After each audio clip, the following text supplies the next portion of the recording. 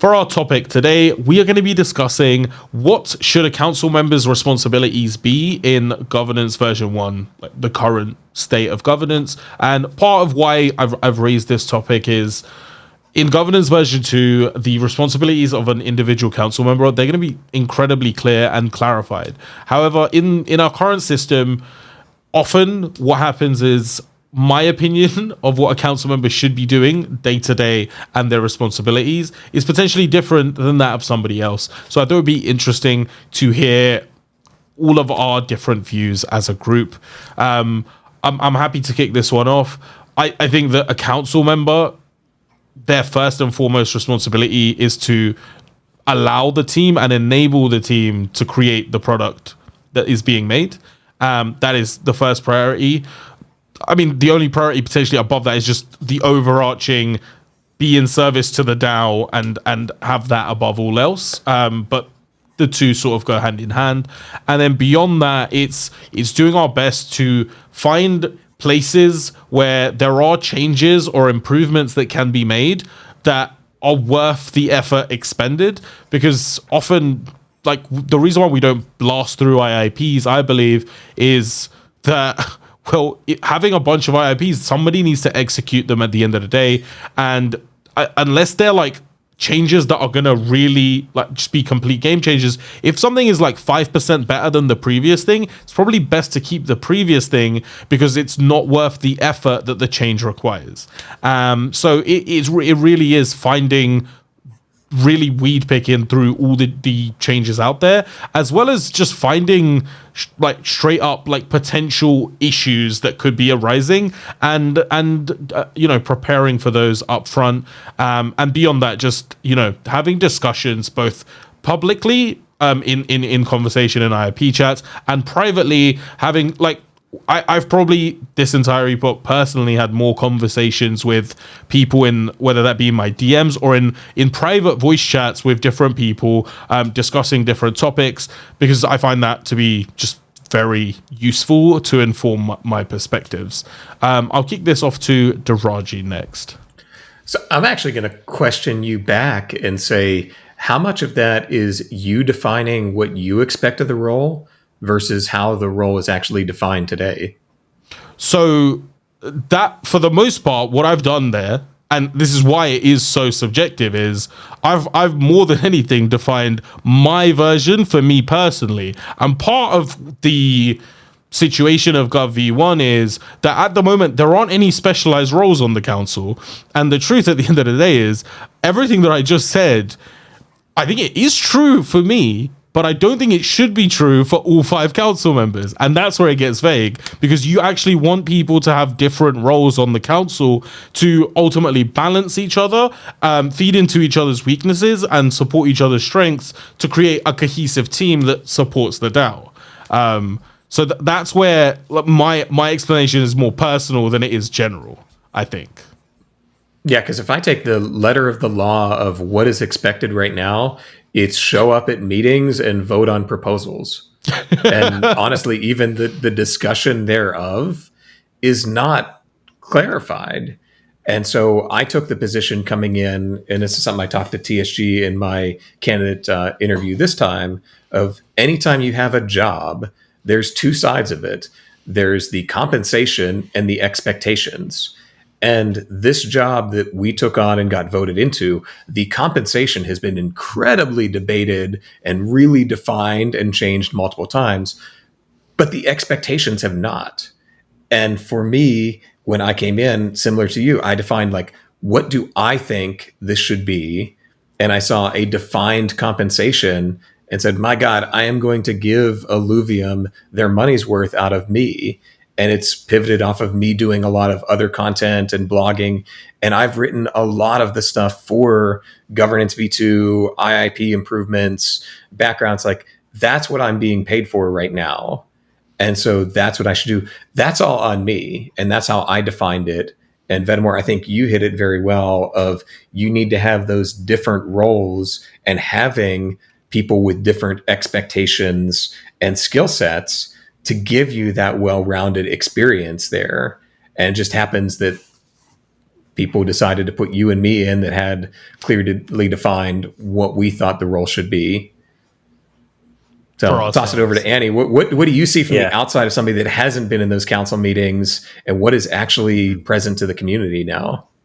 Yeah, so I would say my take on this is what you both described is the sort of representative democracy in action here, where the individuals that voted for each of you respectively, we can presume that they voted for you based on a combination of your experience, your knowledge, your approach, and your positions, to the extent that we knew some of those going in to various topics, right? So if I voted for a vet, I knew what I was getting as far as how he was going to approach the role based on his experience and his persona, his work in the community beforehand.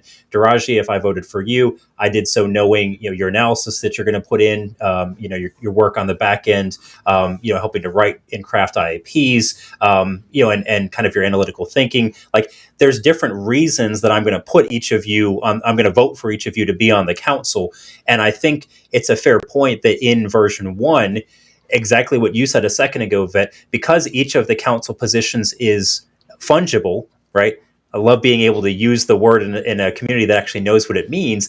Every single role is defined to be the same as every other role. It's up to the holders to actually determine how they're implemented in a way that provides value to the DAO.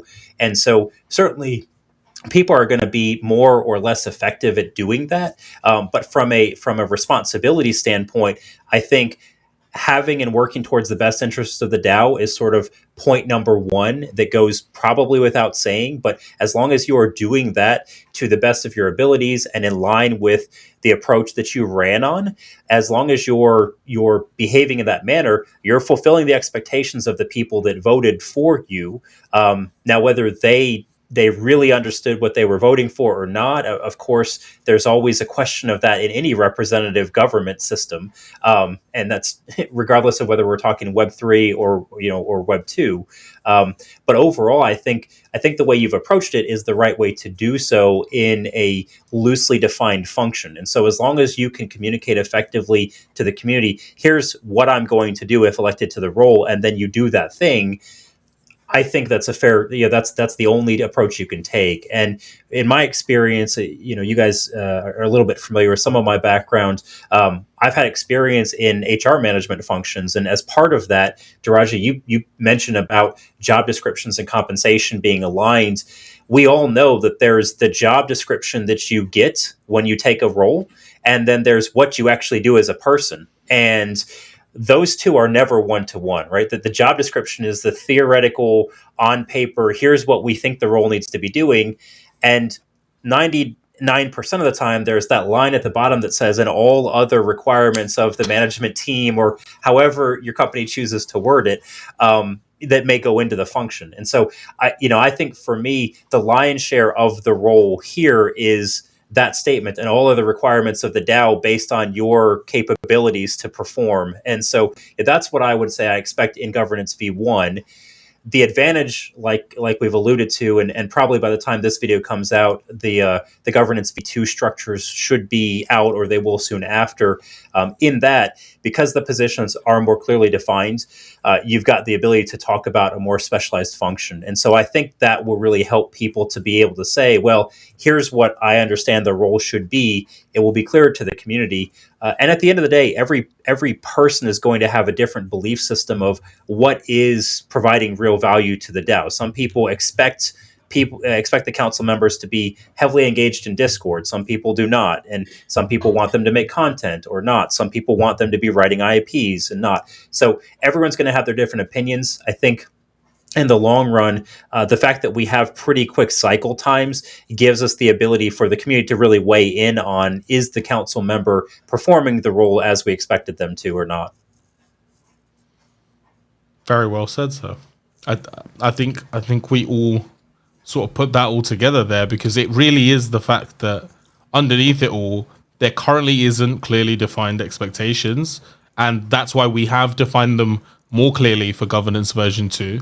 But in the meanwhile, what's been done is people have sort of learned to create their own version for themselves, so that they actually have something to strive towards and an actual job description to perform, be outside of what realistically is too low a bar for the for at least the compensation. And I think that's one point that Deraji made really clearly every time I've seen like discussion around the financial side, like from ages ago, is he'd say, well, if a council member is saying, yeah, maybe we should lower our own wages, because that's our job description as well, and maybe it doesn't meet that. And it's like, why are we not increasing our work to meet the wages? Why are we allowing ourselves to say, you know what,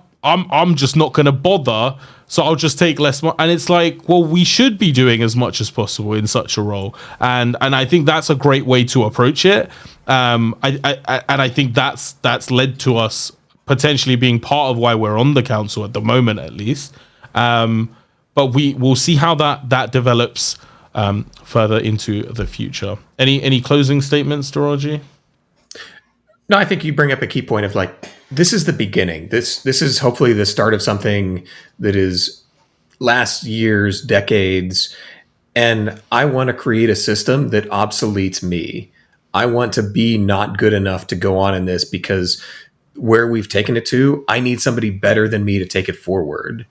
And so that's the push that we should be striving for, not let's push compensation down because we're not doing it. Let's make the job harder. Let's make the organization better, and need somebody better than me and you guys to keep pushing it. Yeah, I 100% agree, Deraji. This was a chat that TSG and I had, actually, I think after we finished my interview with him.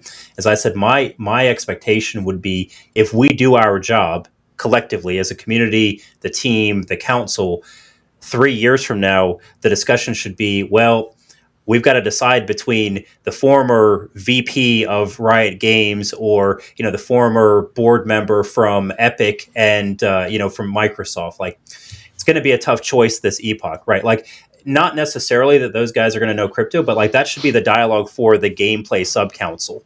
And if we do our job, exactly, we should be recruiting over the top of our own heads to be able to fill the roles in the future, because the project has been so wildly successful. And I would prefer for us to be having the dialogue, you know what, we can't really incentivize these folks to get into the council to nominate themselves. We got to bump up the overall compensation to $20K per month, because if we want to have the best here, that's what we're going to have to pay for them.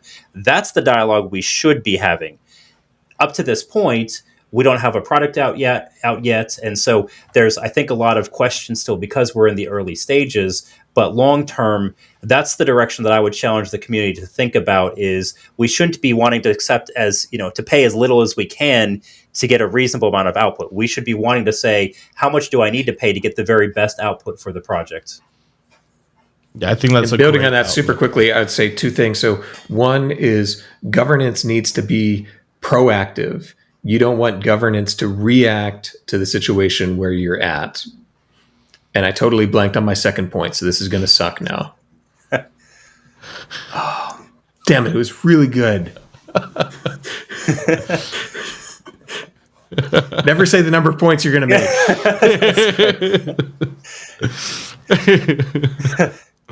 I've been there, man. It's okay. It's a good way to good place to close it off. The hell else was I going to say?